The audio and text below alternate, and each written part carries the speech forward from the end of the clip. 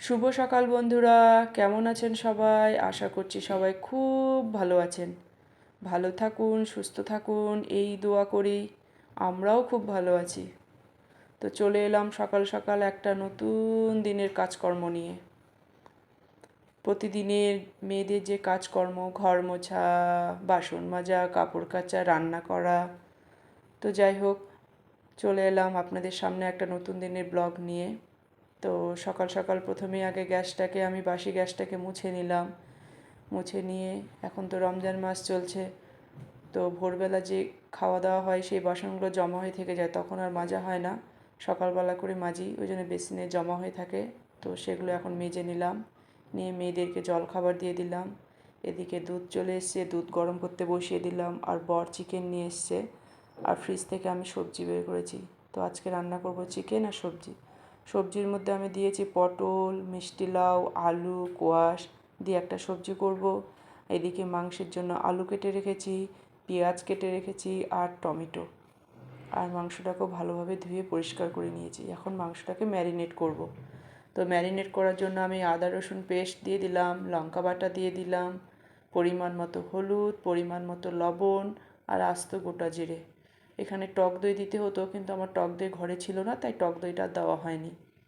আর একটু সামান্য তেল দিয়ে ভালোভাবে মাখিয়ে ম্যারিনেট করে রেখে দিব প্রায় 10 মিনিটের মতন। আর এদিকে আমি রান্না করতে চলে যাব। রান্না করার জন্য প্রথমে আমি আগে সবজিটাকে রান্না করব, তার জন্য একটা কড়াই বসিয়ে দিয়েছি। আর কড়াইয়ে সামান্য তেল দিলাম। আমি কিন্তু তেলের পরিমাণ সব তরকারিতে কম খাই। আপনারা দেখে থাকবেন যে আমার তরকারিতে তেলের পরিমাণ কিন্তু কমই হয়। আমি কিন্তু তেল কম খাই। তো যাই হোক, সামান্য তেল দিয়ে তার মধ্যে কালো জিরে ফোড়ন দিয়ে সবজিগুলোকে দিয়ে দিলাম। সবজিগুলো হালকা ভাজা ভাজা হয়ে আসলে মশলা দিয়ে তখন কষাবো। আর অন্যদিকে আরেকটা কড়াই বসিয়ে দিয়েছি, তাতে মাংসের আলুগুলো ভাজবো। সেখানেও সামান্য তেল দিয়ে মাংসের আলুটাকে ভাজার জন্য দিয়ে দিব। এই যে মাংসের আলুটাকে দিয়ে দিলাম। এখন এর মধ্যে লবণ আর হলুদ দিয়ে ভালোভাবে মাংসের আলুটাকে ভেজে নিব। আর অন্যদিকে সবজিটা হচ্ছে। এইদিকে সবজিটাও আমার হালকা ভাজা হয়ে গেছে। এখন সবজিটার মধ্যে আমি মশলা অ্যাড করব। মশলার মধ্যে দিব কাঁচা লঙ্কা বাটা আর আদা বাটা। এখানে কিন্তু রসুন বাটা দেব না। আর দেব হচ্ছে হলুদ আর লবণ। দিয়ে ভালোভাবে কষিয়ে তার মধ্যে পরিমাণ মতো জল দিয়ে দিব, যেন সবজিটা ভালোভাবে সেদ্ধ হয়। দিয়ে ঢাকা দিয়ে দেব। এই যে পরিমাণ মতো জল দিয়ে দিলাম। দিয়ে এখন ঢাকা দিয়ে দিব, সবজিটা ভালোভাবে সেদ্ধ হোক। তারপর আর ওইদিকে আমার মাংসের আলুটা ভাজা হচ্ছে, ভাজা হয়ে এসেছে প্রায়। এখন তুলে নেব। আর ওই তেলের মধ্যে সামান্য একটু তেল দিয়ে গরম মশলা ফোড়ন দিয়ে পেঁয়াজ দিয়ে দেবো। আর একটু চিনি দেবো কালার আসার জন্য। চিনি দিলে না মাংসের তরকারিতে কালারটা ভালো আসে। তো এই যে পেঁয়াজটা হালকা ভাজা হয়ে গেলে, এই যে হালকা কালার এসে গেছে, এখন মাংসটাকে এর মধ্যে ছেড়ে দেব। দিয়ে ভালোভাবে কষাবো। মাংসের মধ্যে আমি এক্সট্রা কোনো জল ইউজ করব না, কারণ মাংস থেকে যে জলটা বেরোয় সেই জলেই মাংসটাকে কষাবো, তাতে মাংসের টেস্টটা ভালো আসে। তো ওই যে সেই মাংসটাকে আমি কষাচ্ছি। আর এদিকে আমার সবজিটাও হচ্ছে, মাংসটাও কষানো হচ্ছে। আর এদিকে সবজিটা আমার কষানো হয়ে গেছে প্রায়। দাঁড়ান, দেখাচ্ছি সবজিটাকে আমি। এই যে দেখেন, সবজিটা কষানো হয়ে গেছে। এখন পরিমাণ মতো জল দিয়ে ফুটিয়ে নামিয়ে নিব। নামানোর আগে ভাজা জিরের গুঁড়ো দিয়ে নামিয়ে নিব। আর এদিকে যে মাংস থেকে কত জল বের হয়েছে দেখুন। বলেছিলাম না, মাংস থেকে যে জলটা বের হয় সেই জল দিয়ে আমি মাংসটাকে কষাই।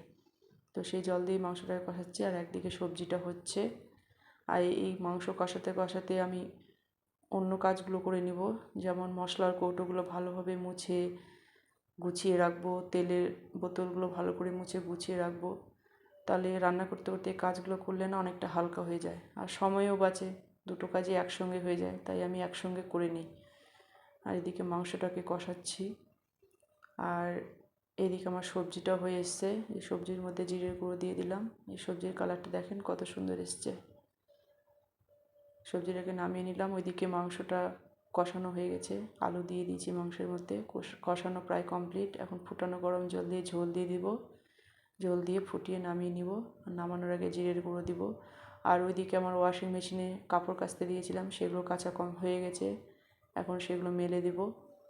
আর সকালে কিছু কাপড় কাচা হয়েছে, সেগুলো মেলা আছে, সেগুলো তুলে নেব, শুকিয়ে গেছে সেগুলো তুলে নিব, আর ভেজা কাপড়গুলো মেলে দেব। আর বেলকনির মধ্যে দেখেন একটা পর্দা টাঙানো আছে। পর্দাটা কেন দিয়েছি জানেন? কারণ না সকালবেলা বেলকনিটাতে আসা যায় না, এত পরিমাণে রৌদ্র ঢোকে, মানে আসাই যায় না। আপনারা দেখলেই বুঝতে পারবেন যে কতটা রৌদ্র। তো আমি ভেজা কাপড়গুলোকে মেলে দিচ্ছি। যে কাপড়গুলো মেলা আমার হয়ে গেছে, সব কাপড় মেলে দিয়েছি। এখন আমি আবার চলে যাব রান্নাঘরে। রান্না করতে করতে যে বাসনগুলো জমা হয়েছে সেই বাসনগুলো মেজে নেব। আর ওদিকে মাংসটা ফুটছে, বাসনগুলো মেজে ভালোভাবে ধুয়ে শুকোতে দেব। আর ভাত রান্না করার জন্য চাল ভিজিয়ে রাখবো, কারণ এখন তো আমি ভাত করি না, আপনারা জানেন, মেয়েদেরকে গরম গরম রান্না করে দিই, সেই জন্য চালটাকে ভিজিয়ে রাখবো। আর পরে একদম খাওয়ার আগে আগে ভাত রান্না করে খেতে দেবো গরম গরম। এদিকে মাংসটাও হয়ে গেছে, এদিকে গ্যাসটা সব অপরিষ্কার হয়ে আছে, এগুলো মোছামুছি করব। আর আজকের রান্নাটা আপনাদের দেখাই, দাঁড়ান। এই যে সবজি আর মাংস, সিম্পল রান্না, মাংস আর সবজি। যাই হোক, এখন গ্যাসটাকে পরিষ্কার করে নিব, ভালোভাবে মুছে নিব। এই যে গ্যাসটাকে আমার পরিষ্কার করা হয়ে গেল, একদম মুছে নিয়েছি সব কিছু। এই পাশটাও মুছে নিয়েছি, একদম টিপটাপ করে নিয়েছি। আর ওদিকে ভাতের চাল ভিজিয়ে রেখেছি, আর ইফতারের জন্য ছোলা আর কাঠবাদাম ভিজিয়ে রেখেছি। আর এদিকে মেয়েরা পড়াশোনা করছে, আর আমার রান্না 10টার আগে কমপ্লিট হয়ে গেছে। এই যে দেখেন 10টা বাজেনি এখনও, কমপ্লিট হয়ে গেছে রান্না। এখন আমি ঘর ঝাড় দেবো, মোছামুছি করব, স্নান করব। এই যে আমি চলে এসেছি অনেকক্ষণ পর, ঘর ঝাড় দিলাম, মুছলাম, স্নান করে এখন মেয়েদেরকে খেতে দিতে চলে এসেছি। রান্না কি করেছি আপনারা তো জানেন, সবজি আর মাংস, তো এই দিয়ে মেয়েদেরকে খেতে দিব। তো কেমন হয়েছে? Bye bye, tata.